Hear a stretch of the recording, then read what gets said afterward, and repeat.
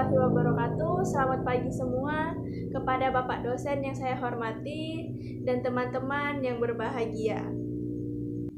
Pertama-tama, marilah kita panjatkan rasa syukur atas kehadirat Tuhan Yang Maha Esa, karena dengan berkah dan rahmat-Nya kita dapat menyampaikan gagasan diskusi 4 mata kuliah umum Bahasa Indonesia.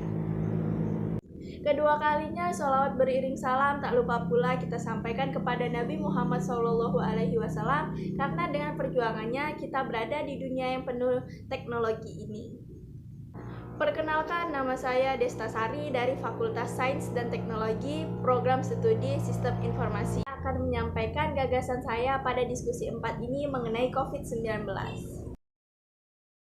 COVID-19 merupakan singkatan dari COVID yaitu coronavirus, D yaitu disease, dan 19 untuk 2019. Karena penyakit ini pertama kali ditemukan pada tahun 2019 di Wuhan, China.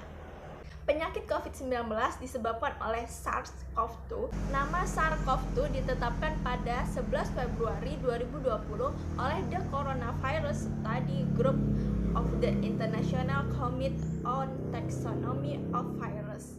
Kemudian WHO juga menyetujui nama tersebut. SARS-CoV-2 merupakan singkatan dari Severe Acute Respiratory Syndrome Coronavirus 2.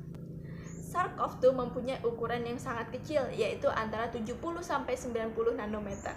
SARS-CoV-2 masuk ke dalam coronavirus karena jika dilihat dari permukaan SARS-CoV-2 terdapat tonjolan yang menyerupai corona. Corona berasal dari bahasa Latin yang artinya adalah mahkota. Coronavirus dibagi menjadi 4 genus, yaitu Alpha, Beta, Gamma, dan Delta, di mana SARS-CoV-2 masuk ke dalam genus Beta coronavirus. Selain SARS-CoV-2, ada MERS-CoV, penyebab MERS, dan SARS-CoV, penyebab SARS, yang termasuk ke dalam genus Beta coronavirus. Jika dilihat, SARS-CoV-2 lebih mirip dengan SARS-CoV, kemiripannya sampai 79,5%. Tetapi jika dilihat lagi secara struktur RNA, SARS-CoV-2 lebih mirip dengan 2 jenis virus corona lain yang ada di kelelawar. Coronavirus hanya mempunyai single-stranded RNA. Coronavirus tidak dapat bereplikasi sendiri, perlu sel hospes. Coronavirus juga kekurangan gen dan enzim yang diperlukan untuk pembentukan energi. Coronavirus juga bergantung pada ribosom, enzim, dan metabolit yang ada di sel hospes untuk memproduksi protein dan asam nukleat. Struktur SARS-CoV-2 meliputi S-protein, M-protein, dan HA.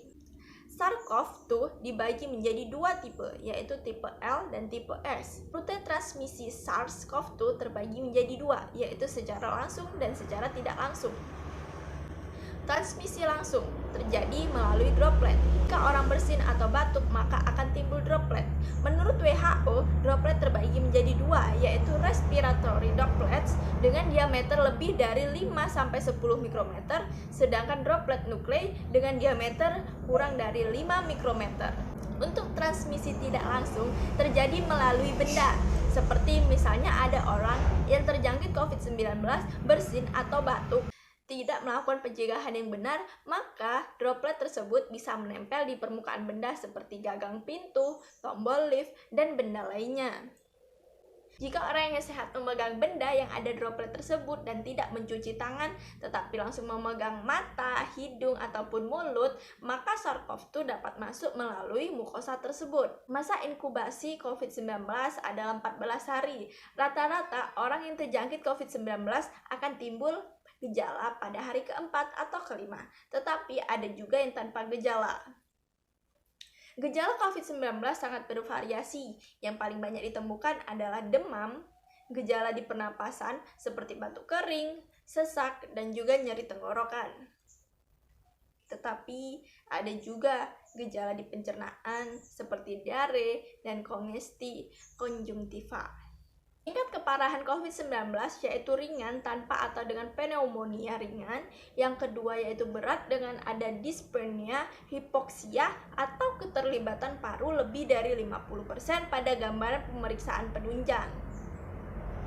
Yang ketiga adalah kritis, di mana ada gagal napas, shock, atau disfungsi multi organ. Standar pencegahan agar tidak terserang virus corona meliputi gunakan masker, cuci tangan dengan sabun secara teratur, tutup mulut dan hidung saat batuk dan bersin dengan siku tertekuk, masak daging dan telur hingga matang, hindari kontak dengan siapapun yang menderita demam dan batuk. Jika sakit masih berlanjut, segera hubungi dokter atau rumah sakit terdekat. Demikianlah yang dapat saya sampaikan. Apabila ada salah kata, saya mohon maaf. Saya akhiri. Wassalamualaikum warahmatullahi wabarakatuh.